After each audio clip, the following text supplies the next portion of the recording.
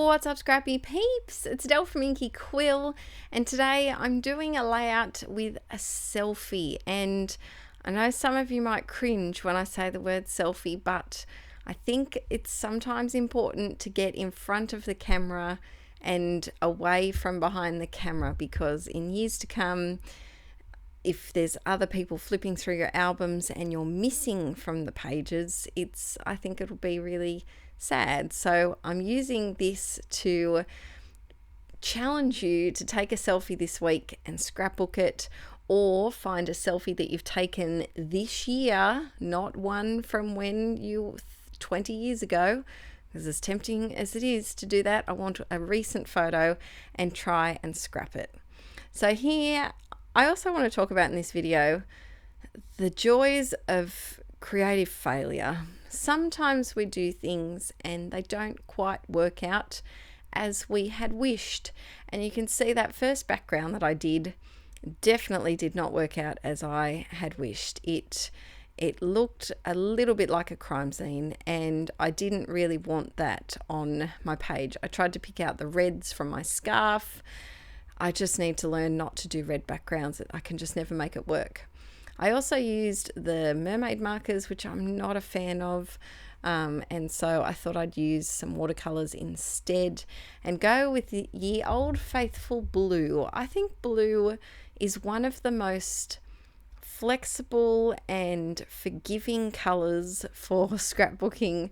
It just seems to go, you can make blue go with anything. Blue can be a birthday, blue could be a boy page, blue could be a girl page, blue can be family, blue, you could even turn it into a Christmas page. I reckon I could make a blue Christmas page.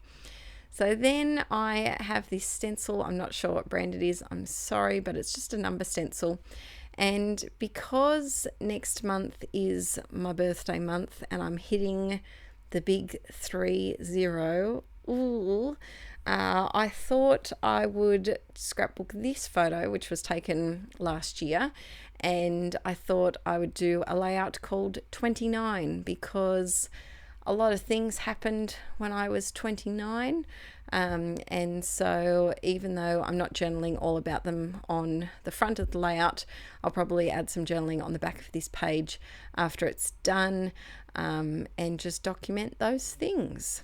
So first up, I am grabbing some tissue paper, and I think when we take selfies, it's so easy to take 50 and hate them all. I am number one guilty of that every single time. I seem to, I can't say enjoy because I don't enjoy them, but I seem to prefer, there we go, selfies that are taken in the car. I don't know what it is about the lighting, but I seem to manage to catch better lighting while in the car, obviously not driving, but while parked or while Aaron's driving, here I am in the passenger seat, and I just find it a little bit easier. So if you don't like selfies that you're taking in your house, I can't do selfies in our house unless I'm right in front of a window with my face practically smushed against it to get the natural light. Try the car.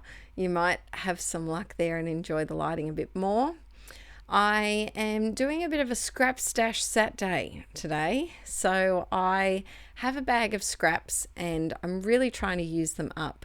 Also getting double-sided tape all over my layout, but I'm really trying to use them up because they've just been hanging around like a bad smell. They need to get out because every month I have new scraps that I add to my collection, and you know, you can only have so many scraps before you start to drown in paper. This next piece, this is a blue floral piece that I fussy cut from that piece of blue paper to my left, and I just really quickly cut that out with those giant gold scissors. The thing that I like about rough fussy cutting is leaving a bit of an outline around it, because it's a whole lot easier to do, and in the end you can't really notice that much, I think. Next up, I'm going through some more crepe paper goodies that I've got left over. This florals pack drives me nuts because the flowers are so freaking big, And so I'm desperate to use it up because I bought 2 packets thinking it would be like the original floral pack, which was from Open Book a couple of years ago, and it wasn't. They were flowers on steroids. They were giant, and so I really have had a lot of trouble using them. So I think by trying to use up a few of them at a time, I can kind of sneak them into one big bunch because otherwise I'm having a bit of trouble with them. I'm also adding these gold leaves from that same pack, which don't really like glue. The glue seeps through them, so just be aware of that and gets everywhere. And then I just added a little, I think it says on this big journey or a big journey, the big journey, something like that. And then I'm facing my fear of butterflies and adding a few butterflies just because I felt the flowers were very wild and overlapped, and I felt like it was the perfect place for butterflies to land. Now, if you are a new subscriber, you may not know I have a severe moth and butterfly phobia. We recently, well, when I'm doing this recording, we went to a zoo not too long ago, and there was a butterfly enclosure, and it was, I just started sweating outside the enclosure with nerves. And Aaron must have seen the look on my face and went, "It's all right, bub. I'll take Archie in. You can meet us at the exit." And I don't think I could have handled it because Aaron said they were just flanging into his face. They just kept bonking him on the head. Archie loved it. He was fluttering his arms like a butterfly. Absolutely loved it. But no, not for me. That was a rant about butterflies. But in that time, I've stuck down my title. I realised that I've kind of called it 2929, which makes me 58 instead of 29, but that's okay. I was going to just do the numbers, but then I didn't really like how it looked, and so I went with the thickers, and then I didn't like how that looked, so I added both of them, but we're just going to call it 29. Then I added a little bit of journaling down the bottom. I really love how this one turned out, and even though I'm not a fan of the giant flowers, I think they worked on this page. I like to, because the flowers are so heavy, I think it was important to just put a little something up there in the left side that I'm sticking on now, that little flower and that little butterfly up the top left, just to balance it out a little bit. So if you are using big embellishments and you feel like it's a bit heavy, just try and balance it out with similar colours and similar shapes, but in a smaller format on the opposite side of the page. Adding, of course, some little gold glittery bits and pieces here and there.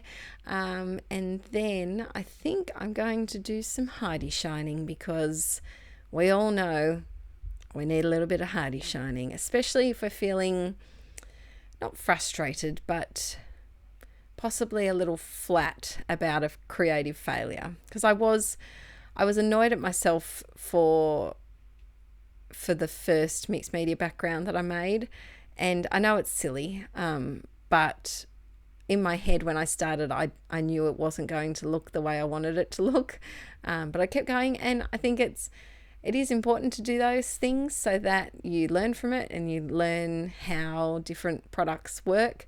I think I just need to not use the mermaid markers on scrapbook backgrounds, and just stick to the watercolors, because that's the look that I prefer. So I've got some gold Heidi shine, and I'm doing a bit of a dodgy job of covering my face because I really don't want any gold pimples on my face.